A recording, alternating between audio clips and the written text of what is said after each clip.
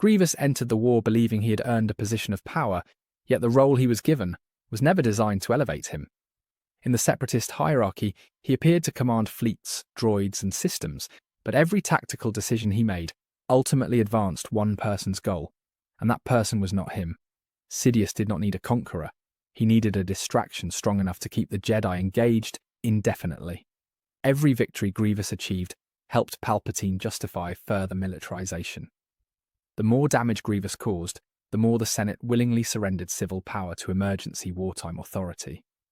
The Republic spent its energy reacting to Grievous rather than investigating why the war existed at all. Grievous assumed his attacks were pushing the Separatists toward independence when they were actually driving the Republic toward dictatorship. Sidious intentionally denied Grievous access to Force training. Instead of giving him discipline or philosophical grounding, the Sith turned him into a blunt instrument. He was allowed to wield lightsabers only as trophies, not as extensions of mastery. Grievous believed lightsabers symbolized victory, but Sidious understood that lightsabers without understanding meant nothing. He was encouraged to imitate power, not evolve into it. Grievous's cybernetics ensured obedience. The procedure that turned him into a cyborg removed not only his biological limitations, but also his independence. His technology amplified aggression and suppressed restraint. Instead of creating a commander who could think strategically, cybernetics created a soldier who could only push forward and escalate. Sidious built a weapon that could burn hot, but not long. His emotional instability was not accidental. The more aggressive Grievous became, the easier he was to steer. Sidious used that aggression to provoke hasty retreats or reckless assaults depending on what narrative advantage he needed. Grievous's overconfidence made him predictable. Predictability made him controllable. A war engine that cannot adapt is a war engine that cannot survive. Grievous was instructed to flee more often than he was instructed to win. His attacks were designed to create the illusion of threat while ensuring no decisive shift occurred in the war. Every retreat forced the Republic to stretch resources further across the galaxy, dividing clone forces and splitting Jedi generals between countless fronts. Sidious did not want the Jedi defeated on the battlefield. He wanted them exhausted by the battlefield. His kidnapping of the Chancellor was framed as a separatist triumph, yet it was one of the clearest examples of manipulation. By allowing Grievous to abduct him, Palpatine created a strategic crisis that forced the Jedi Council into military escalation and political overstepping. Grievous celebrated each small tactical win, unaware that Palpatine was using them to justify unprecedented control of the Republic. The Separatists believed Grievous was working toward shared political victory. In reality, he was never included in Sith plans. Dooku and Sidious withheld information and used him as a temporary front. Grievous did not understand the endgame because Sidious did not need him to. The more Grievous demanded status and recognition, the more the Sith reminded him that he was a weapon, not a partner. The tactics Grievous used ensured he would never understand the real war. His strategy was to attack and retreat, destroy and disappear. This approach prevented him from learning diplomacy, negotiation, or governance. A leader learns to rule, a tool only learns to strike. Sidious ensured Grievous remained a tool. Grievous believed fear equaled success. He burned cities, devastated planets, and collected trophies because he thought dominance required spectacle. But Sidious understood that dominance required time, not terror. The Jedi were not weakened by fear of Grievous. They were weakened by the length of the war he sustained. Every time Grievous fought, the Jedi abandoned diplomacy and committed harder to warfare. The Jedi became soldiers, not peacekeepers, because the war forced them into the mindset Grievous represented. When the Jedi finally fell, it was not because of a battlefield defeat. It was because they had become the very military organization the Republic could justify eliminating. The longer Grievous survived, the faster the Jedi decayed from within.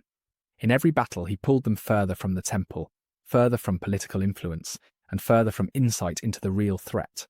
Sidious did not destroy the Jedi by overpowering them. He destroyed them by keeping them busy. Once Grievous eliminated the Jedi's stability, his usefulness ended. His cyborg body, artificial enhancements, and lack of force ability ensured that when a real Jedi finally confronted him, he would fail quickly. His final defeat aligned perfectly with Sidious's timeline. Order 66 required a galaxy without distractions. Grievous's death cleared the stage. Grievous did not lose because he was weak. He lost because his purpose was finished. Everything he chased, power, respect, legacy, was never on the table. He was not designed to win the war. He was designed to make the Jedi lose themselves in it. Outside of the story, Grievous existed to fulfill a structural requirement. The narrative needed a new antagonist who could occupy Obi-Wan, while Anakin experienced the turning point of the entire saga. Grievous became the pressure valve that allowed the emotional story to happen without interruption. Grievous makes the Jedi look powerful by contrast. When Obi-Wan defeats him decisively, the film communicates that the Jedi are still capable and strong, which reinforces the tragedy of their downfall. Grievous is not a final test for Obi-Wan. He is a demonstration that Obi-Wan remains at the peak of Jedi ability. Grievous's design is intentionally theatrical. 4 lightsabers spinning at once is the purest form of visual intimidation. It tells the audience everything they need to know without a single line of dialogue. The character delivers spectacle on arrival, which is useful when screen time is limited, and impact must be instant. He does not receive a character arc because the story does not require one. Characters who grow become central. Characters who stay the same remain peripheral. Grievous begins as a violent, coughing warlord and ends that way because change would compete with Anakin's emotional transformation. And the film protects Anakin's arc above all else. Grievous serves as a narrative placeholder. Before Vader emerges, the story needs a version of the cyborg warrior archetype that demonstrates the limits of mechanical enhancement. Grievous is the unrefined prototype. Vader is the perfected result. One is disposable. One is iconic.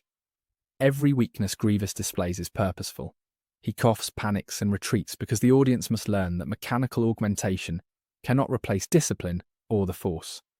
Grievous shows the limitation so that Vader can later show the evolution. Function dictates characterization. Grievous absorbs plot responsibilities that would otherwise clutter the emotional narrative. He handles battles, kidnappings, and tactical diversions, allowing the film to preserve screen time for the fall of Anakin. Removing Grievous would require rewriting the structure of Episode 13 entirely. He is designed to be impressive until he becomes inconvenient. Once his spectacle has served its purpose, the narrative can discard him quickly. This flexibility allows the film to shift into personal drama without resolving political threads surrounding the war's operations. Grievous exists to misdirect audience focus.